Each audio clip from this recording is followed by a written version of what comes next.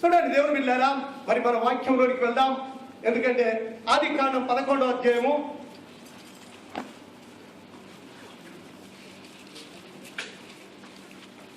అతనికి విజయం ఇచ్చి అతనికి నెమ్మది కలుగజేసిన తరువాత రాజు తన నగరియందు కాపురం ఉండి నాతానను ప్రవక్తను పిలువనంపి, నేను దేవదారుమ్రానుతో కచ్చిన నగరియందు వాసము చేయుచుండగా దేవుని మందసము డేరాలో నిలిచినదనగా, నాతాను యెహోవా నీకు తోడుగా నున్నాడు, నీకు చూచినదంతయు నెరవేర్చమనెను. ఇక్కడ చూడండి 1వ రాజుల గ్రంథం 19వ అధ్యాయం 4వ వచనం చదువు. ఒకటి, ఈ స్థలమోడిన వాక్యాన్ని మీరు దీవించండి. తండ్రి నీ స్తోత్రమునైనా, నీవు కాలంలో తండ్రి స్తోత్రమునైనా, నీకు విరోధమైన ఒక కట్టడం కట్టాలని వాళ్ళు ఆలోచించారు. తండ్రి నీ స్తోత్రం, తన చూతులకు దిగి వచ్చిన దేవుడా నీకు వందనాలు. ఆదరించండి తండ్రి, మా ఆలోచనలు యావత్తును వెరుగుదు తండ్రి. నీ కృపాన్ని సన్నిధించమని తండ్రి ఈ వాక్యం ద్వారా నువ్వు మాట్లాడు తండ్రి. నీ కుమారుడు దావీదు మహారాజు కట్టను ఉద్దేశించిన మందిరాన్ని నువ్వు చూస్తుంటున్నావు నాయన. నీ సహాయమును దయచి ఆ వాక్యం ద్వారా నువ్వు మాట్లాడమని, నీ సన్నిధి నుంచి బలపరచు, దీవించి నీ కృపలో వాడుకోమని ఏసునామమున వింటున్నాము తండ్రి. చూడండి దేవుని బిడ్డలారా, ఇక్కడ చదివిన వాక్యము ఎవరికైనా ఏమైనా అర్థమైందా? ఇంతమంది మనం ఇక్కడ ఉన్నాము. ఇప్పుడు ఎవరికైనా ఏమైనా అర్థమైందా? ఇప్పుడు చదివిన సబ్జెక్ట్ ఎవరికి ఏమి అర్థము కాదు. ఎందుకంటే అక్కడ తూర్పు ప్రదేశంలోకి వెళుతున్న వాళ్ళు ఒక గోపురం కట్టుకుందామని ఇటుకలు చేసుకొని వాళ్ళ ఒక ప్రయత్నాన్ని అక్కడ చేస్తున్నారు కదా, అవునా కదా? హల్లెలూయా. చూడండి, దావీదు మహారాజు నేను మంచి ఇల్లు కట్టుకొని మరి ఒక మంచి ఇంటిలో నేను ఉంటున్నా, నా దేవుడైన యెహోవా గుడారంలో ఉండటం నాకు ఇష్టం లేదని నేను ఒక మంచి మందిరం కట్టాలని ఆలోచించాడు. మూడవది మనం చదివినట్టయితే అహాబు రాజు యెజెబెల్ రాణి దగ్గరికి వెళ్ళి, ఎందుకంటే ఆడ 400 మంది ప్రవక్తలను సంపించి అక్కడ ఉన్నప్పుడు యెజెబెల్ రాణి అంటుంది, రేపు ఈ టైం వరకు నేను చంపకపోతే, ఆ ప్రవక్తలలో ఒకరి వల్ల చేయకపోతే దేవుడు నాకు కీడు చేస్తాడని ఏలియాతో శపథం చేసింది. ఏలియా తప్పించుకొని ప్రయాణమై మరి నేను చచ్చిపోతా అనే మాట అక్కడ మాట్లాడినట్టుగా మనకు కనబడుతుంది. 3 మాటలు. నా తలంపులు మీ తలంపుల వంటివి కావు, మీ త్రోవలు నా త్రోవల వంటివి, మీ త్రోవలు నా త్రోవల వంటివి కావు, ఇదే యెహోవా వాక్కు. ఇదే యెహోవా వాక్కు. ఆకాశములు భూమికి పైన ఎంత ఎత్తుగా ఉన్నవో, మీ మార్గముల కంటే నా మార్గములు, మీ మార్గముల కంటే నా మార్గములు, మీ తలంపుల కంటే మీ తలంపుల కంటే నా తలంపులు అంత ఎత్తుగా ఉన్నాయి. ఆమేన్. హల్లెలూయా, హల్లెలూయా. అనేక ప్రజలై దేవునికి విరోధమైన పాపం చేసినప్పుడు ఆదికాండం 6వ అధ్యాయం అంటున్నాడు, నేను నరులను చేసినందుకు పశ్చాత్తాపపడుతున్నాను. హల్లెలూయా. దేవుడు బాధపడుతున్నాడు. ఎందుకంటే దేవుడు మనల్ని పుట్టించినప్పుడు దేవుడు ఏమనుకున్నాడు? మన పోలిక చొప్పున, అంటే దేవుని స్వరూపం మనకిచ్చి ఒక అందమైన ఆ శరీరాన్ని మనకిచ్చి, మీరు ఎందుకంటే ఆశీర్వదించబడి ఫలించి మీరు అభివృద్ధి పొంది భూమిని నిందించుడి అని దేవుడు చెప్పాడు. మనల్ని ఏం చేసిరు?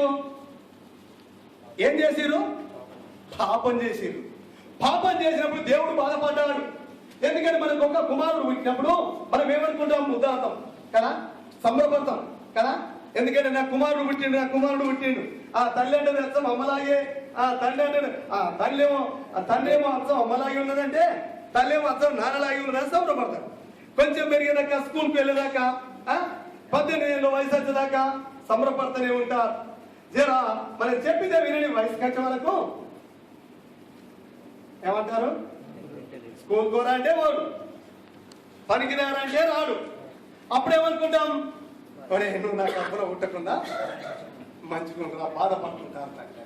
అతనే చూడండి దేవుడు వెళ్ళారా, చూసినట్టయితే దేవుడు తన పోలిక చొప్పున పుట్టించిన మనుషులు ఏమైపోయిందంటే పాపంలో పడిపోయింది.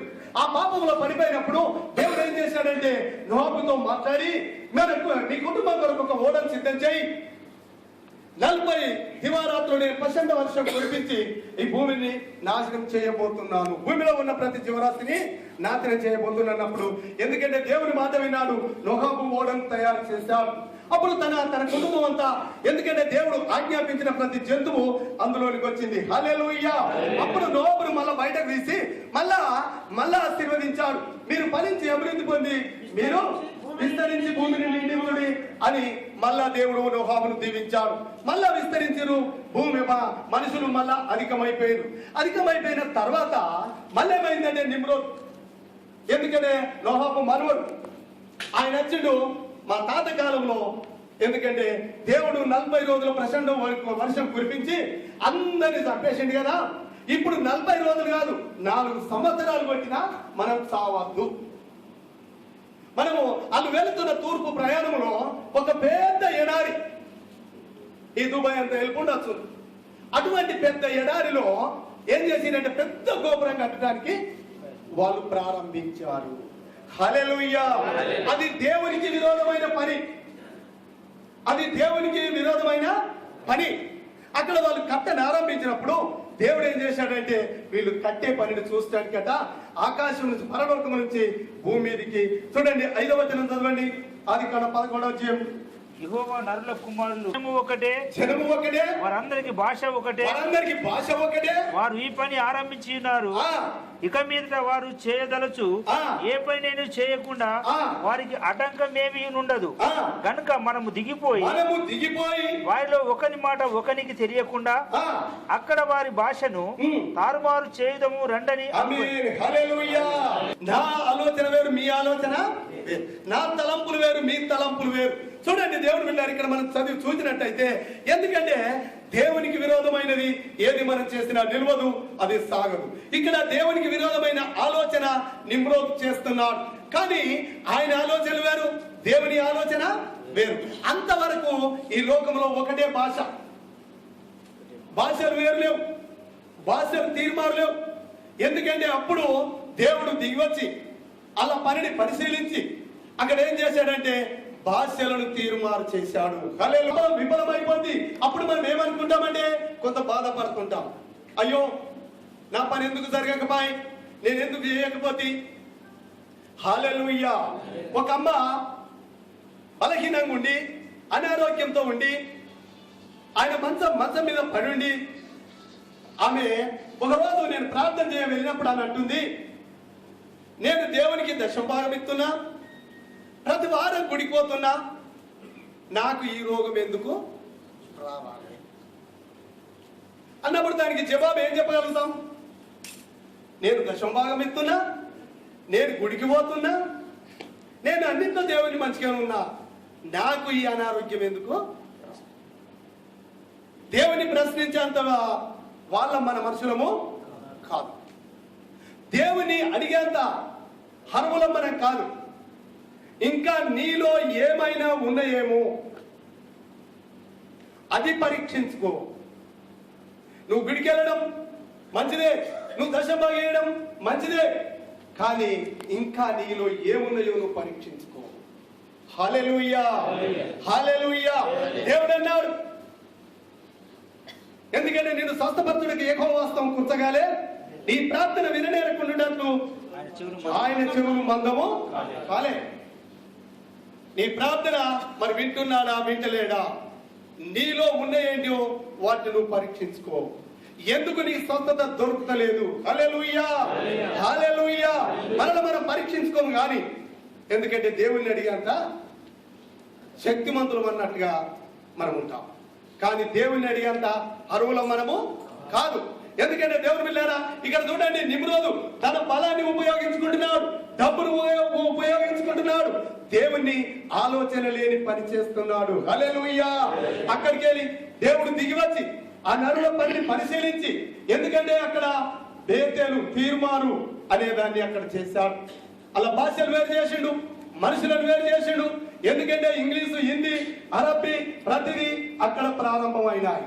ఇంగ్లీష్ వచ్చిన వాళ్ళు ఇంగ్లీష్కి వెళ్ళిపోయారు, అరబ్ వచ్చిన వాళ్ళు అరబ్బీకి వెళ్ళి, హిందీ వచ్చిన వాళ్ళు హిందీ, ఎక్కడ డివైడ్ అయి పోయిండ్రు, అది అక్కడనే ఆగిపోయింది. హల్లెలూయా.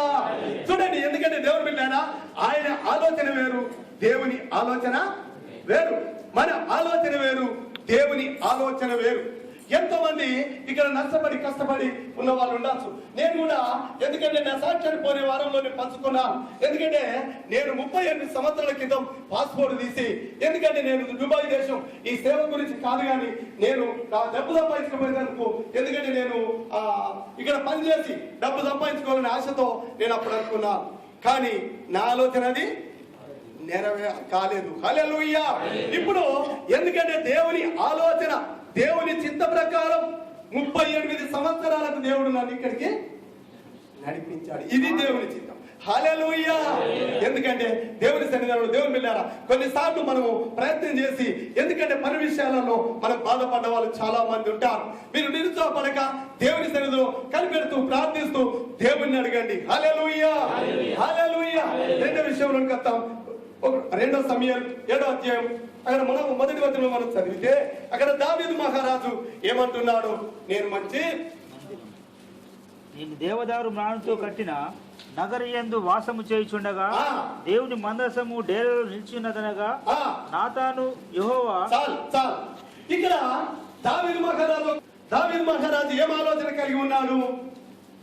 ఎందుకంటే దేవుడు తనకు ఎటు వెళ్ళిన ఆ శత్రువుల మీద జయమించాడు. ఆయన మంచి దేవదారు మానులతో ఒక మంది ఇల్లును కట్టుకొని ఆ చల్లని మంచిగా ఇంటిలో ఏసీలు పెట్టుకొని ఆయన ఉంటున్నాడు. అప్పుడు ఆయనకు ఒక ఆలోచన వచ్చింది. ఏం ఆలోచన వచ్చింది? నేను ఒక దేవుని మందిరాన్ని, ఎందుకంటే నేను మంచి ఇంట్లో మంచి ఆ ఇంటిలో నేను ఉంటున్నాను, ఏసీలు పెట్టుకొని మంచి ఇంటిలో నేను ఉంటున్నాను. కానీ దేవుడు డేరాలలో ఉంటున్నాడు, దేవుని మందసం డేరాలలో ఉంటుంది. మరి దేవుని మందిరం డేరాలలో ఉండటం నాకు ఇష్టం లేదు. హల్లెలూయా అనుకొని నాతాను ప్రవక్తను పిలిచి ఆయన ఆలోచన చేస్తున్నాడు. నాతాను ప్రవక్త అన్నాడు, సరే దేవుడు నీకు తోడుగా ఉన్నాడు, నువ్వు వెళ్ళిన చోట నీకు జయమిచ్చాడు, నీకు తోసిన పని చెయ్యి అన్నా.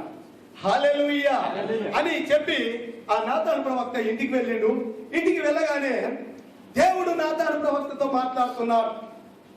నాతాను ప్రవక్తతో అంటున్నాడు, నువ్వు వెళ్ళి నా కుమారుడైన దావీదుతో చెప్పు, ఆయన చేతులతో నేను మందిరాన్ని కట్టించుకోను. హల్లెలూయా.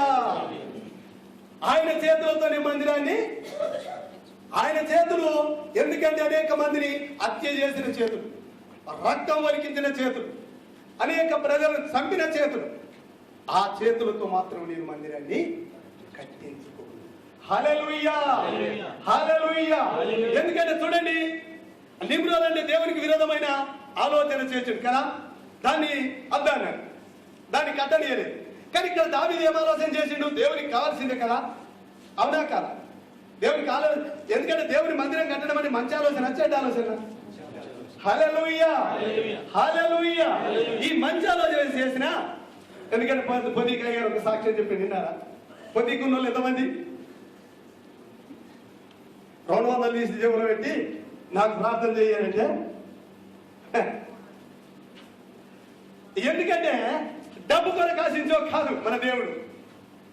ఎందుకంటే ఇక్కడ దావీదు మహారాజు అన్ని విషయాలలో జయమిచ్చుడు దేవుడు దావీదు రాజుకు, కానీ ఆయన చేతులతో మందిరం కట్టించుకునడం దేవునికి ఇష్టము లేదు. ఆయన అన్ని చేస్తే సరే అన్నాడు, కానీ ఆయన చేతులతో దేవుని మందిరము కట్టించుకోవడం దేవునికి ఇష్టం లేదు. అటువంటి మన దేవుడు. హల్లెలూయా, హల్లెలూయా. ఎందుకంటే నా కొరకే మంచి మందిరాన్ని కట్టను ఉద్దేశిస్తున్నాడు అని దేవుడు సంతోషపడదు. హల్లెలూయా. ఎందుకంటే దేవుడు వెళ్ళారా, కొన్ని విషయాలలో చాలా మంది నేను గమనిస్తుంటాను. ఒక మందిరం కడుతున్నామంటే వచ్చి నోరు మూసుకొని కూర్చుండిపోతుంటారు. దశమ భాగం అని అంటే వాళ్ళు నోరు మూసుకొని కూర్చుండిపోతారు. ఎందుకంటే వీళ్ళు అనుకుంటారు నేను ఇంతలేని అనుకుంటారు, కానీ దేవుడు అంటాడు నీ సొమ్ము నాకు అవసరం లేదు. హల్లెలూయా. దేవుడు ఏమనుకుంటుడు? నీ సొమ్ము నాకు అసలే అవసరం లేదురా అనుకుంటుడు. వీళ్ళు అనుకుంటారు నేను ఇస్తానా వచ్చి వాళ్ళు గట్టే చెప్తారు, నేను గిట్టే ఉంటా, వాళ్ళు గట్టే చెప్తారు, వాళ్ళు గట్టే చెప్తారు. దానికి ఆశీర్వాదానికి, ఎందుకంటే నువ్వు ఇత్తలేవు, నువ్వు ఆశీర్వాదానికి దూరంగా ఉంటున్నావు, నీ సొమ్ము దేవునికి ఇష్టం లేదు అనుకుంటున్నావు. ఎందుకంటే దేవుడు బిడ్డలారా, మన హృదయం మన దేవుని సన్నిధానంలో మనము, ఎందుకంటే దేవునికి ఇష్టమైన పని మనం చేసినప్పుడు, ఎందుకంటే దేవుని ఆశీర్వాదాన్ని మనం పొందగలుగుతుంటాం. ఆయన అన్ని మంచి పనులు చేసిండు, కానీ దేవునికి ఇష్టానుసారాడన్నాడు. అపొస్తలుల కార్యం 13వ అధ్యాయం 22వ వచనంలో మనం చదివితే, నీ చేతులతో ఉన్న పరిశుద్ధ స్థలాన్ని నేను నిర్మించుకోను. హల్లెలూయా, హల్లెలూయా. కావలసిందే నువ్వు కావలసినవన్నీ అరేంజ్మెంట్ చేసి పెట్టు. ఆ మందిరానికి కావాల్సిన డబ్బు, ఇనుముకి ఇనుము, ఇత్తడికి ఇత్తడి, ఎండికి ఎండి, బంగారం బంగారం అన్నీ నువ్వు తయారు చేసి పెట్టు, కానీ నీ చేతులతో మాత్రం నా మందిరాన్ని కట్టించుకో. హల్లెలూయా. ఎందుకంటే దేవుని బిడ్డలారా, కొన్నిసార్లు మనం ఆలోచించి ఆ సక్సెస్ కానప్పుడు మనం ఎంతో బాధపడుతుంటాం. అయ్యో నేను మందిరానికి పోతున్నా. హల్లెలూయా, హల్లెలూయా. ఎందుకంటే నా 78లో నేను మారిపోయిన తర్వాత, 79లో నేను వాపసు మారిపోయిన తర్వాత నేను ఇంటనే బాధపడుతున్నా. నాతో పెట్టిన వాళ్ళు అందరు వేయండు. అప్పుడు ఒక్కొక్కరికి 2000 రూపాయలు అయితే దుబాయ్ వస్తుండ్రు, కొంతమంది ప్రియులనే వస్తుండ్రు. అటువంటి టైంలో నేను వాపసు పోయినప్పుడు నేను బాధపడుతున్న సమయంలో నాకు ఒక దైవ సేవకుడు చెప్పాడు, నేను ఎందుకు దుబాయ్ పోలేదు అనే ప్రశ్న నాకు వచ్చింది.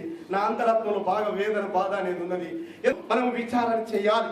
ఎందుకంటే దేవుడు ఏ పనికి వెళ్ళినా, ఎక్కడికి యుద్ధానికి వెళ్ళినా, నేను అక్కడికి పోవాలా వద్దా అని అంటే, ఎక్కడికి యుద్ధానికి వెళ్ళాలా, వెళ్ళినప్పుడైనా కానీ దేవుని సన్నిధిలో మోకరించి ప్రార్థన చేసి దేవుణ్ణి అడిగి ఆయన వెళ్ళేవాడు. ఒకసారి ఏం జరిగిందో తెలుసా?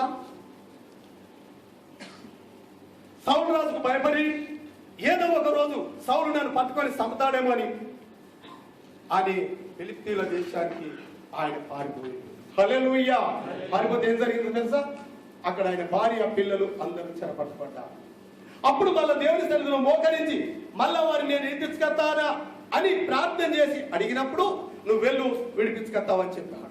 ఎందుకంటే దావీదు రాజు అంత అనుభవం కలిగి ఉన్న ప్రతి పని దేవుని సన్నిధిలో అడిగి చేసేవాడు. ఆయన దేవుని మందిరాన్ని కట్టించుకున్నటకు దేవునికి ఇష్టమైన పోయింది. ఎందుకంటే మనం చూసినట్టయితే 1వ దినవృత్తాంతం 28వ అధ్యాయంలో మనం చదివినట్టయితే తీసుకున్నట్టు, ఎందుకంటే అందరినీ తీసుకున్నట్టు నన్ను కూడా తీసుకోవాలి అక్కడ ప్రార్థన చేస్తున్నట్టుగా కనబడుతున్నారు.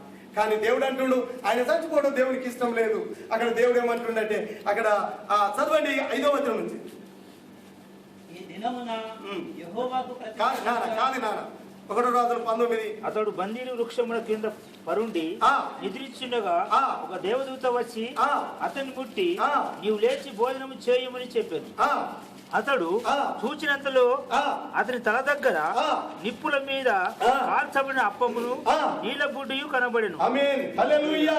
ఇక్కడ చూడండి, మనం చూసినట్టయితే ఏది నేను చనిపోవాలనుకున్నాడు. ఎందుకంటే ఆ శత్రువుల చేతిలో చిక్కి వాళ్ళ చేత చనిపోయేదాని కన్నా అరణ్యంలోనికి వెళ్ళి ఇక్కడ చనిపోవాలి, నాకు ఆకలి అవుతుంది, నాకు నడుచడానికి శక్తి లేదు, ఏం చేయాలి నేను అని ఆయన ఆలోచించుకొని పడుకున్నాడు. కానీ దేవుని దూత అక్కడికి వచ్చి ఏం చేశాడంటే, ఆ మంచి ఆహారం తెచ్చి ఒక నీళ్ళ బుడ్డి తెచ్చి అక్కడ పెట్టి, నువ్వు తిని బలం పొందుకొని నువ్వు ఇంకా శక్తికి మించిన ప్రయాణం చేయవలసి ఉంది, నువ్వు చేయవలసిన కార్యాలు అనేకం ఉన్నాయి, నువ్వు లేచి అవి తినమని దేవుని దూత చెప్తున్నారు. కొన్నిసార్లు దేవుని వెళ్ళాలి, మనం చనిపోవాలనుకొని ఆలోచించిన దేవుని చిత్తం లేకుండా చనిపోము కూడా. హల్లెలూయా, హల్లెలూయా. ఎన్నోసార్లు మనం వాటిని మనకు అనుభవంలో ఉన్నాయి, గమనిస్తున్నాం. కనుక దేవుని బిడ్డలారా, మన విషయాలను మనం గమనిస్తే, మనం ఆలోచిస్తే మన ఆలోచనలు వేరు, దేవుని ఆలోచనలు వేరు. కొన్నిసార్లు దేవునికి విరోధమైన పనిని మనం ఆలోచించినా అది సక్సెస్ కాదు. కొన్ని దేవునికి ఇష్టమైన పనులు మనం అనుకుంటున్నాం, కానీ దేవునికి ఇష్టం లేని పని మనలతో కూడా చేయించుకోడు. హల్లెలూయా. ఎందుకంటే దేవుని బిడ్డలారా, దేవుని సన్నిధానంలో నేను సేవ పరిచయంలోకి వచ్చినప్పుడు నన్ను పాస్టర్ అంటున్నప్పుడు, నేను పాస్టర్ కూడా అనిపించుకోవడానికి నేను అర్హుడను కాను. నేను ఒక మందిరం మన కట్టలే, ఒక పెద్ద మీటింగ్ నేను ఏర్పాటు చేయలే, నేనేం చేయలేదు కాబట్టి నేను అర్హుడను కాను అని నేను చెప్పి పిలిపించుకోలేదు. కానీ దేవుడు 2000లో ఒక పెద్ద మీటింగ్ ఏర్పాటు చేశాం. 2000 మందిరాలు కట్టడం ఆరంభించాం. ఎందుకంటే దేవుడు 3 మందిరాలు ఇచ్చాడు, 3 మందిరాలు కట్టడానికి శక్తిని ఇచ్చాడు. దేవుడు అది ఏర్పాటు చేసుకున్నాడు. నా ద్వారా సేవా పరిచర్య జరిగిస్తున్నాడు. ఎందుకంటే మా కొరకు, మా కుటుంబం కొరకు, సేవా పరిచర్య కొరకు, ఇంకా సేవకు చాలా కావలసినవి ఉన్నాయి. వాటి కొరకు కూడా మీరందరూ ప్రార్థన చేయండి. మా కొరకు, మా కుటుంబం కొరకు ప్రార్థన చేయండి. ఎందుకంటే మా కుమారుడు, మా అల్లుడు, మా చెల్లె కొడుకు ఇక్కడనే ఉంటారు, వారు ఇంకా మా సంఘస్థులు ఉన్నారు. వారి అందరి కొరకు మీరు ప్రార్థన చేయండి. దేవుడి వాక్యాన్ని దీవించును గాక.